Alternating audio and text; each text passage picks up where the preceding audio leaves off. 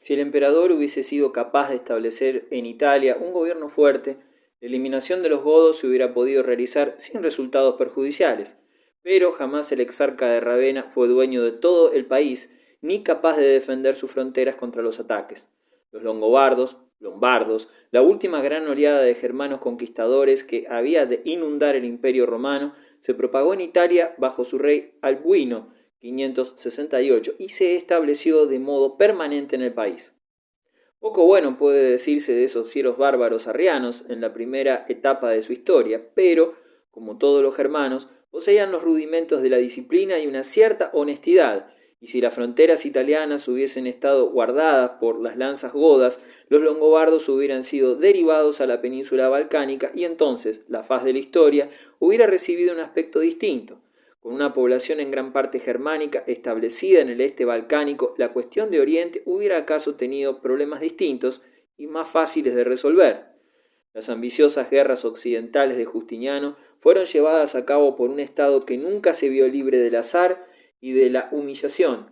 Durante el reinado de aquel laborioso monarca, los hunos casi tomaron Constantinopla, los eslavos se apoderaron de Adrianópolis y los persas saquearon la rica ciudad de Antioquía.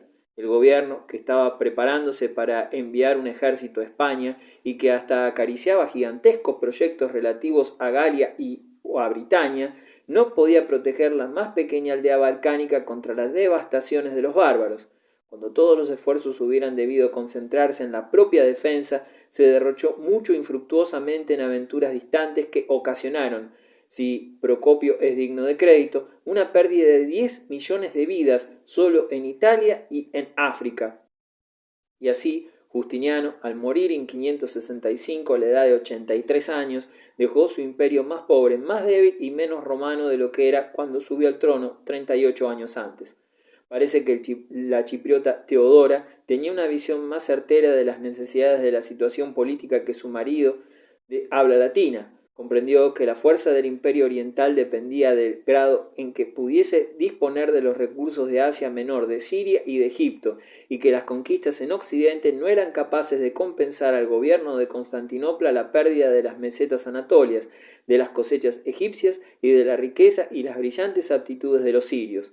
Con todo, los males del reino no deben atribuirse exclusivamente a los errores de la política. En muchos respectos, el emperador mostró una clara percepción de los problemas de sus días e hizo tentativas enérgicas y hasta geniales para enfocarlos.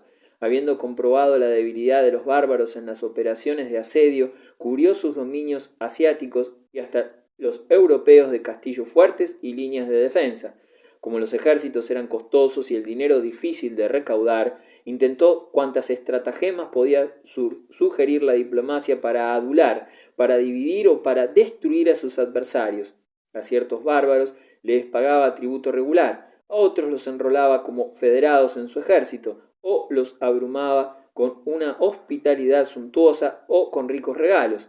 Los longobardos fueron lanzados contra los gépidos, los ávaros contra los hunos, los misioneros griegos fueron dispersados ampliamente a lo lejos entre los paganos, pero aun así el gobierno, que había empezado con una aureola de gloria, fue decayendo sensiblemente en el poder. Las causas de este agotamiento progresivo fueron en parte naturales. La gran peste de 542, que se supone se llevó un tercio de la población, y las energías decrecientes del mismo emperador durante las 2 últimas décadas de su larga vida. Pero hubo un tercer mal que, por ser moral, tuvo más serias consecuencias. El gobierno era defraudado por sus propios agentes. 2 tercios de los ingresos recaudados penosamente de los contribuyentes no llegaban al tesoro. El mal era aparentemente incurable. Contra el peculado de sus recaudadores, las buenas leyes de Justiniano eran tan ineficaces que el reinado, que comenzó con promesas y continuó lleno de ambiciones, se terminó en un ambiente de oprobio y de agrio descontento. A pesar de todo, hubo pocos soberanos cuya obra haya sido tan recordada en Europa como la del emperador que inició la construcción de Santa Sofía y las grandes series de compilaciones legales, el Código, el Digesto, las Institutas y luego las Novellae, a través de las cuales se ha transmitido a la posteridad la herencia del derecho romano. Las numerosas construcciones eclesiásticas, municipales y militares con las que Justiniano trató de asegurar o de embellecer sus dominios fueron descritas por su secretario Procopio, a cuya brillante narración debemos también nuestra principal información acerca de las campañas de Belisario, su señor.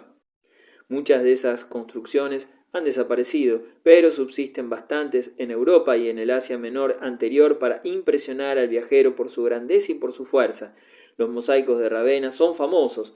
Más renombrada es Santa Sofía, cuya enorme cúpula baja, coronando la bella ciudad de Constantinopla, sobrepuja las obras maestras de los arquitectos musulmanes, cuyos genios más ilustres no pudieron igualar sus misteriosas proporciones.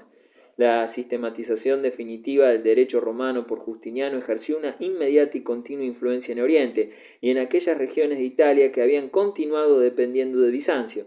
Sin embargo, hasta la fundación de la famosa escuela de los glosadores de Bolonia a fines del siglo XVI, el estudio del Código Civil de Justiniano no se convirtió en uno de los factores activos en la historia intelectual de Occidente de Europa.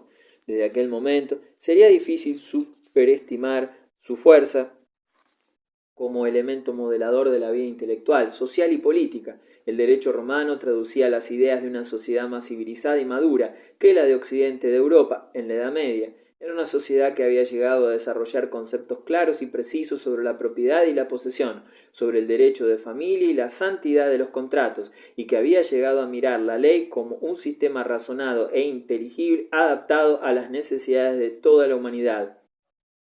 Un gran Estado con relaciones comerciales con todo el mundo desarrolla un derecho capaz de adaptarse a las múltiples y variadas necesidades de su vida.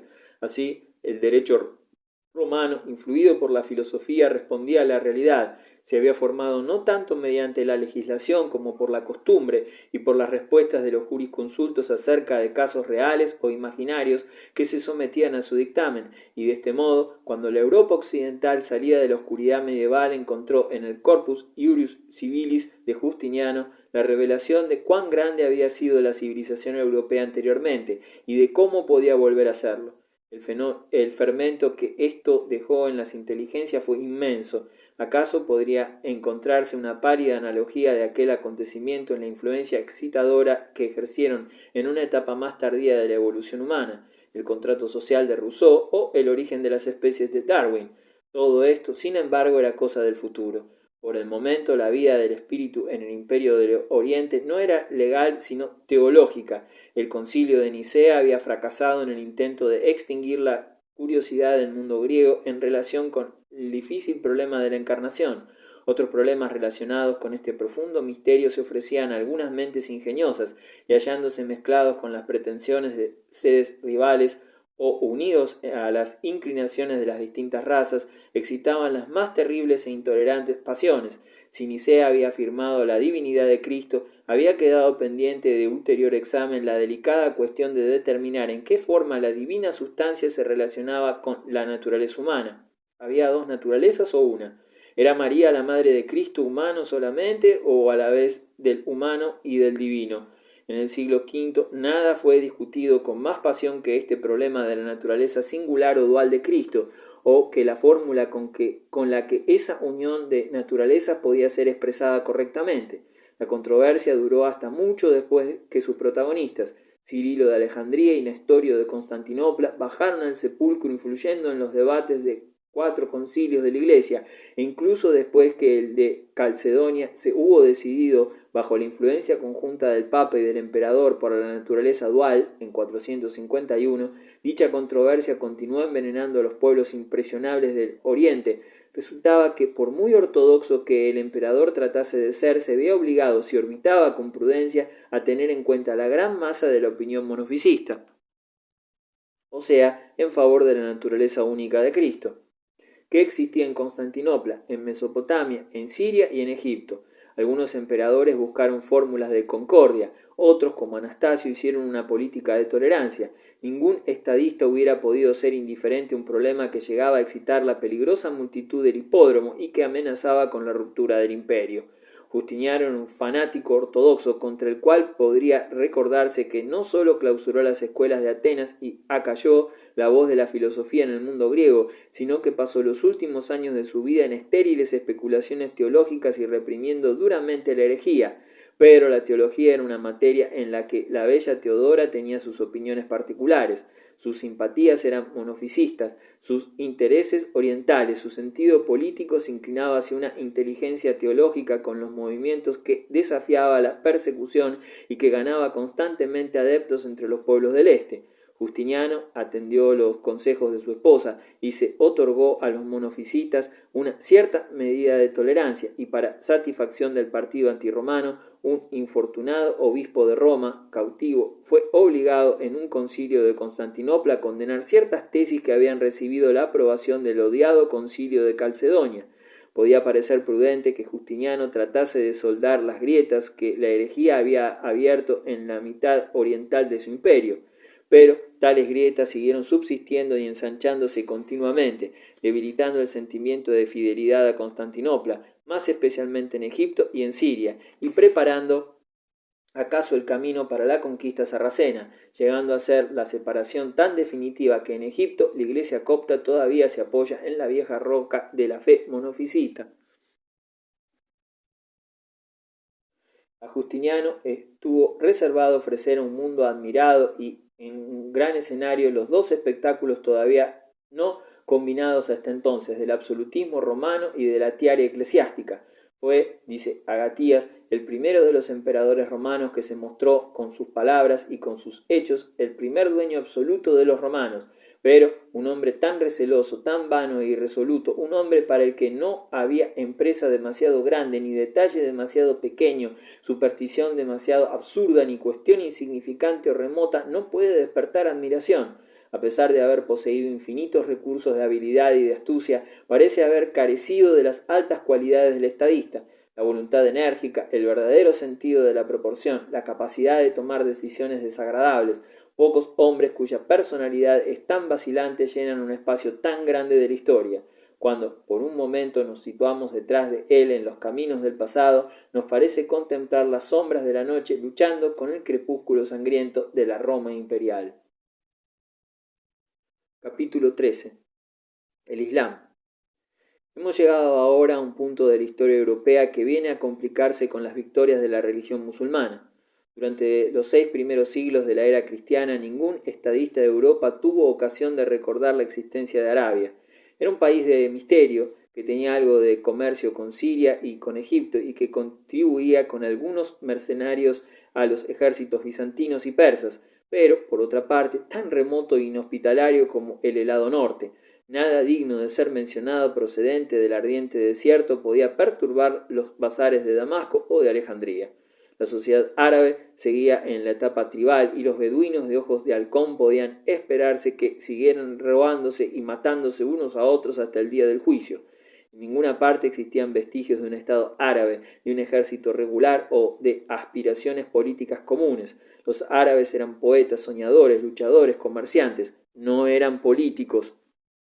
Tampoco habían encontrado en la religión un elemento estabilizador o de unidad. Practicaban una forma de bajo politeísmo, tan baja que algunas mentes más finas entre ellos, tocadas acaso por vagas influencias de cristianismo o de judaísmo, habían comenzado calladamente a combatirlo.